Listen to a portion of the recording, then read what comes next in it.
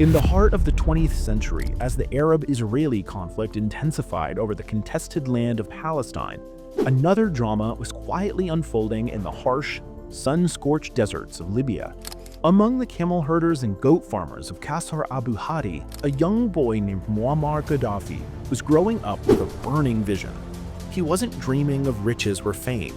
He was obsessed with the idea of ridding his homeland of colonial control and dismantling the monarchy that had long bowed to Western powers. At the time, few imagined this child would rise to rule Libya with an iron fist for more than 4 decades and become one of the world's most infamous and controversial leaders. Gaddafi didn't just dream of revolution, he lived it. He would go on to overthrow Libya's monarchy in a bloodless coup and force Britain and the United States to pack up and leave Libyan soil. For a time, he transformed Libya into one of the fastest growing nations on earth, even surpassing Britain and Italy in per capita income. But with power came arrogance, and with unchecked authority came darkness. Gaddafi's Libya descended into a regime of paranoia. Any voice raised against him was swiftly silenced. As the years dragged on, Gaddafi's popularity started declining across Libya's cities and tribal regions. Protests erupted, and Western nations grew to despise him, so much so that US President Ronald Reagan famously labeled him the mad dog of the Middle East. This mad dog of the Middle East has a... Gaddafi, once a revolutionary figure, had now become a villain to the West. And during the Arab Spring, Gaddafi was brutally executed. The 4-decade-long rule of Gaddafi breathed its last. But before diving into the chilling final days of Gaddafi's reign, we need to understand how a young boy from the desert rose to seize control of a nation. What path led him from herding camels to leading a country with unchecked power? And how did the man who once vowed to uplift his people end up pleading for his life in a drainage ditch?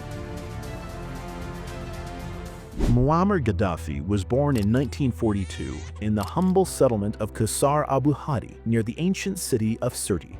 Libya at the time was under Italian colonial control, and life for Gaddafi's Bedouin family was harsh. Belonging to the Gaddafi tribe, they survived through goat herding and camel grazing. Despite the poverty, Gaddafi's father was determined his son would get an education, a rarity among rural families. At school, Gaddafi was shaped by Egyptian teachers who, inspired by their homeland's recent revolution, taught students more than just arithmetic and grammar. They spoke of liberation, dignity, and Arab nationalism. These stories captivated Gaddafi. One figure in particular enchanted him: Egyptian President Gamal Abdel Nasser. Charismatic, fearless, and revolutionary, Nasser became Gaddafi's role model. He read biographies of Lincoln, Mao, and Ataturk, men who transformed nations. Gaddafi began organizing anti-monarchy protests, often risking punishment. He was eventually expelled from high school in 1961 for vandalizing school property during one such demonstration. Relocating to Misrata, he completed his secondary education and continued his self-directed study of political theory. In 1963, he enrolled in the Royal Military Academy in Benghazi. The irony wasn't lost on him. He was training at a British-influenced institution while dreaming of kicking foreign powers out of his country. Gaddafi's contempt for British officers was obvious. He refused to learn English and disrespected instructors, leading to poor academic performance. But his focus wasn't on grades, it was on power. That same year, he helped form a secret cell within the army, the Free Officers Movement, named in honor of Nasser's revolutionary circle. These men would one day become the architects of Libya's revolution. After graduating in 1965, Gaddafi became an army communications officer. In 1966, the military sent him to the UK for further training.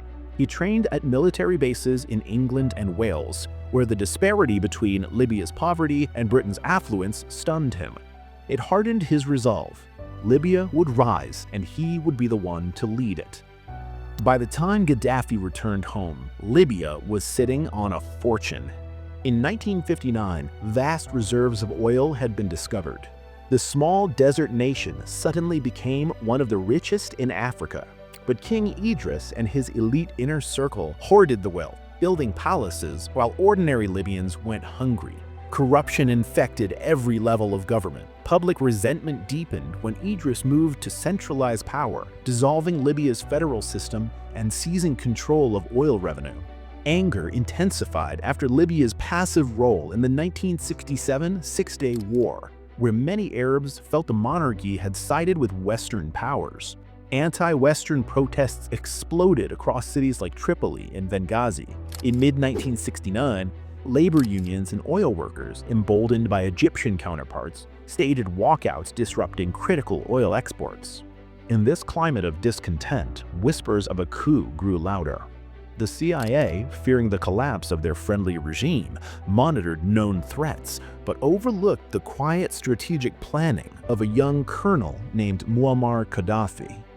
While King Idris was in Greece receiving medical care, he abdicated in favor of his nephew. But on the night of August 31, 1969, Gaddafi and his Revolutionary Command Council launched their long-planned operation. By dawn on September 1, they had taken control of military barracks, airports, radio stations, and government offices across Libya. The operation was executed so flawlessly that neither the king's loyalists nor Western intelligence saw it coming. Within 2 hours, the old regime was paralyzed. For several days, the identity of Libya's new leader remained a mystery. Then, Gaddafi stepped forward on national radio, declaring the birth of the Libyan Arab Republic. To the shock of many, the public cheered. The monarchy was abolished. A new government was formed, led by middle-class Libyans with no ties to the elite. Gaddafi, ever the populist, refused to promote himself beyond the rank of colonel. But in reality, he held absolute power. He shifted the capital back to Tripoli and launched his vision for a green revolution aimed at revitalizing Libya's agriculture. He redistributed land, encouraged farming, and gave peasants the tools to become landowners. It was a radical move, and at first, it worked. Gaddafi's boldest move came in October 1969 when he challenged foreign oil companies. He announced that the existing terms were unjust and swiftly began nationalizing oil fields. Overnight, Libya became the master of its own resources. Crude oil prices skyrocketed under his leadership. Libya's per capita income jumped to over $10,000, placing it among the wealthiest nations per person. Roads, schools, and hospitals sprang up seemingly overnight. Other OPEC nations followed Gaddafi's lead, forcing a major renegotiation of oil profits in the Tripoli Agreement of 1971. Gaddafi also implemented sweeping social changes. He doubled minimum wages, banned child marriage under 16, and mandated equal pay for women. In a region still clinging to patriarchal norms, these reforms were revolutionary. Education became free, and healthcare expanded across the country. Never content with ruling just Libya, Gaddafi envisioned uniting the entire Arab world under one banner. He reached out to Egypt's Nasser and Sudan's Ghaffar Nimri. Together they signed the Tripoli Charter, forming the Arab Revolutionary Front, a union meant to resist Western domination and foster Arab solidarity. Gaddafi was hailed as the new torchbearer of Arab nationalism. But behind the reforms, a darker Gaddafi emerged. Paranoia crept in. He began executing suspected traitors in public, sending a chilling message to would-be dissenters. Political parties were outlawed. The press was gagged. He imposed Sharia law and exerted complete control over all aspects of life: education, religion, even personal relationships. From the very start of his reign, Gaddafi set his sights on one goal: pushing out Western influence from Libyan soil. One of his earliest acts as leader was the expulsion of British and American military bases, a bold move that instantly turned powerful allies into bitter enemies. But Gaddafi didn't flinch. He welcomed their anger. He believed a truly free Libya meant breaking all foreign chains, no matter the cost. That defiance would define his rule and eventually seal his fate. With most of Libya swallowed by desert, water was as precious as oil. Gaddafi launched one of the most ambitious engineering projects in history: the Great Man-Made River. This vast underground pipeline network tapped into ancient aquifers, delivering fresh water across the country. Cities like Derna, once parched and dusty, began to bloom. The project was hailed as a miracle in desert infrastructure, and Gaddafi took every opportunity to claim the glory. While critics abroad painted him as a tyrant, Gaddafi made real strides at home. He poured billions into public health, virtually eradicating diseases like malaria and tuberculosis. Homeless families were given housing. Education, once a luxury, became free for all. Schools and universities sprouted across the nation. For many Libyans, Gaddafi's reforms brought real, visible change. But this golden period came with a price. Gaddafi outlawed several newspapers, closed nightclubs, and banned alcohol. He imposed strict dress codes, mandating traditional Libyan attire and banning all languages except Arabic. These sweeping controls signaled a turning point.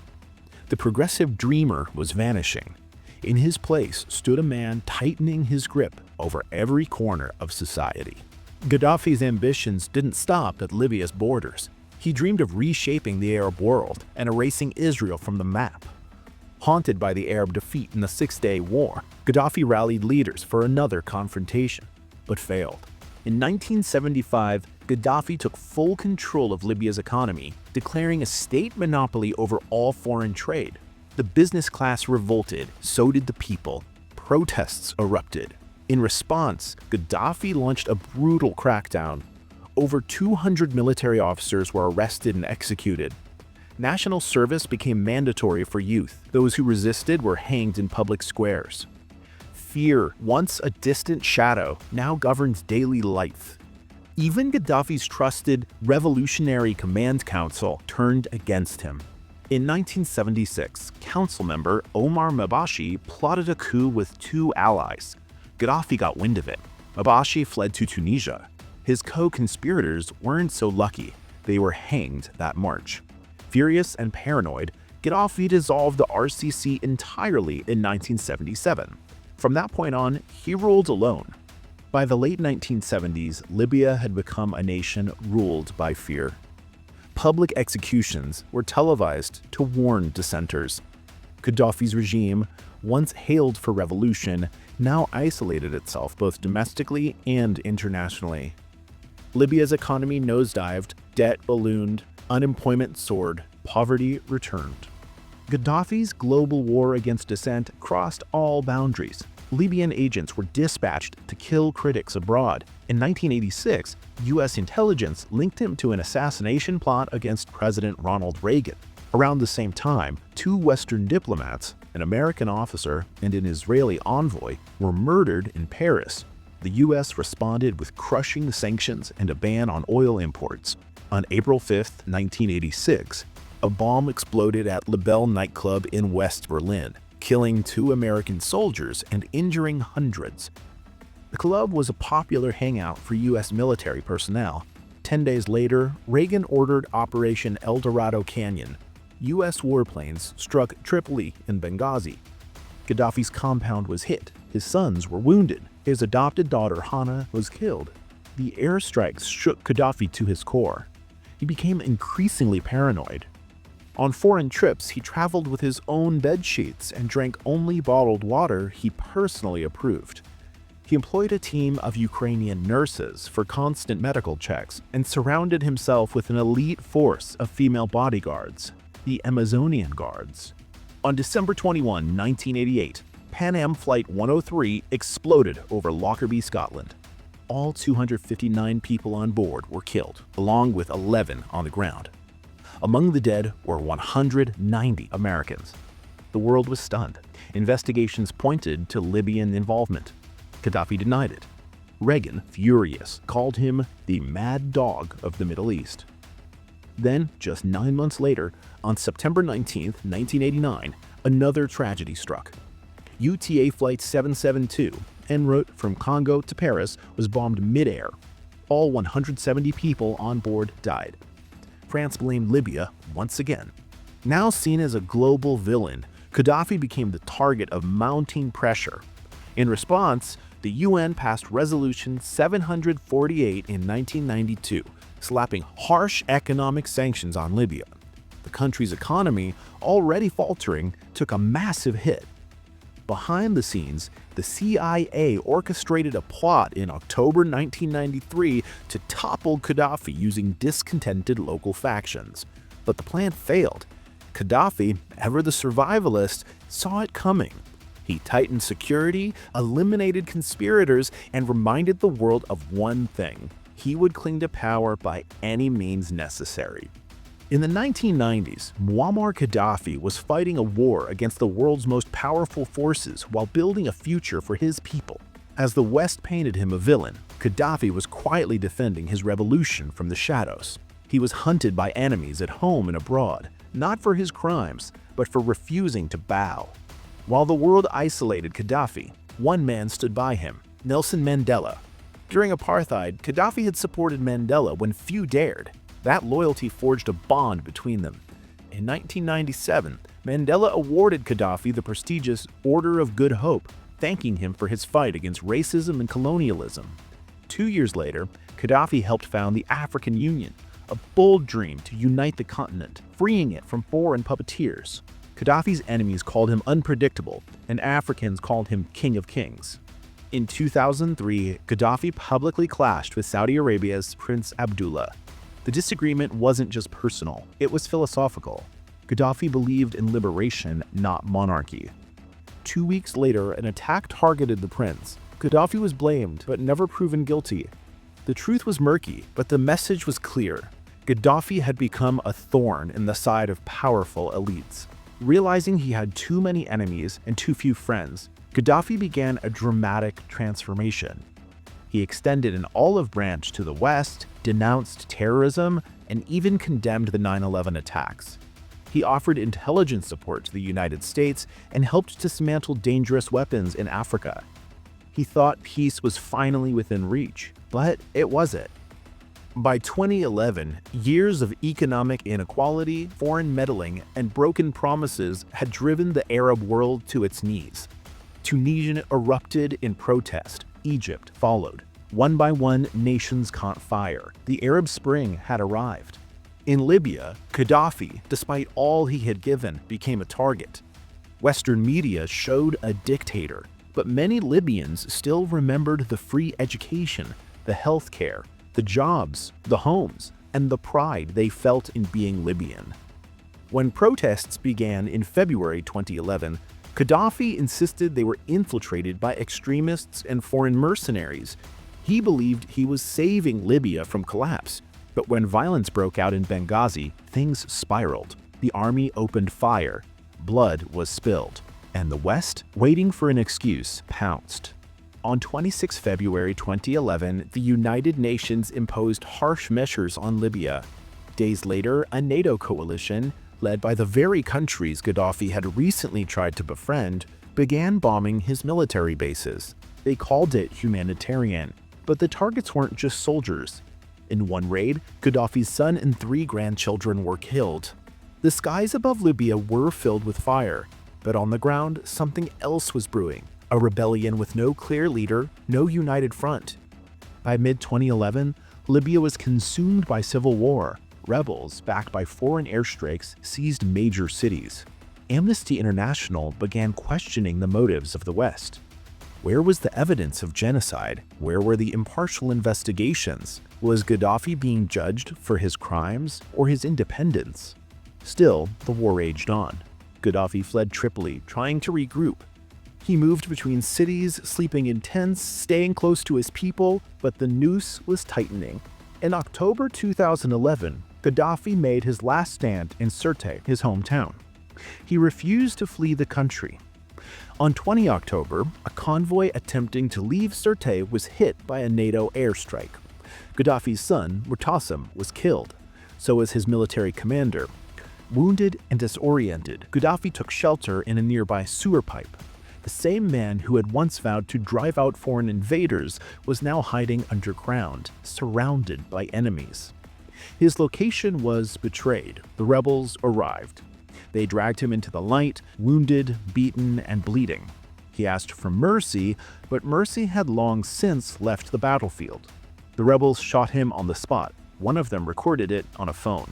The footage spread like wildfire. Around the world, people watched the death of a man who had ruled Libya for 42 years. Some celebrated, others wept. In African capitals, silence. In Libyan villages, confusion. Had they lost a dictator or a shield?